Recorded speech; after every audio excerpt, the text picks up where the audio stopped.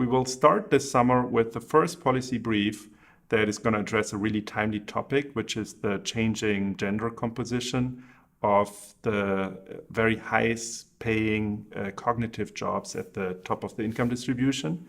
In the last decades, we've observed a drastic increase in the share of female college-educated workers in these kinds of occupations.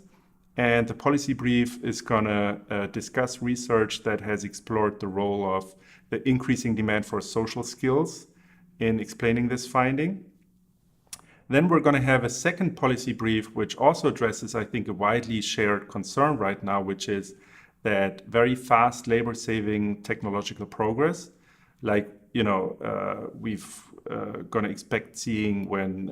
automation is going to continue, that machines are going to take over more and more tasks, that could be a destabilizing force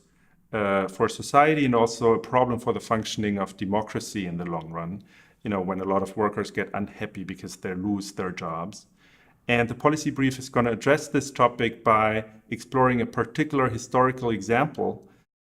when a change in such a technological introduction of a new machine, which in this case is a threshing machine in the 1830s in Britain, displaced a lot of agricultural workers and led to a lot of social unrest during that time. So we're going to try to use that historical example to learn something about the present and also the future in terms of these challenges. And then we're going to plan a lot of exciting topics, I think, in terms of covering them with the policy briefs, which is going to include, trade policy is going to be an important topic. We're going to have a policy brief on a particularly Swiss topic, which is, differences in social norms between the French and German-speaking parts of Switzerland and how that affects labor market outcomes. We're going to have a couple of briefs on developing country-specific topics, how to enforce tax systems, for instance, in developing countries.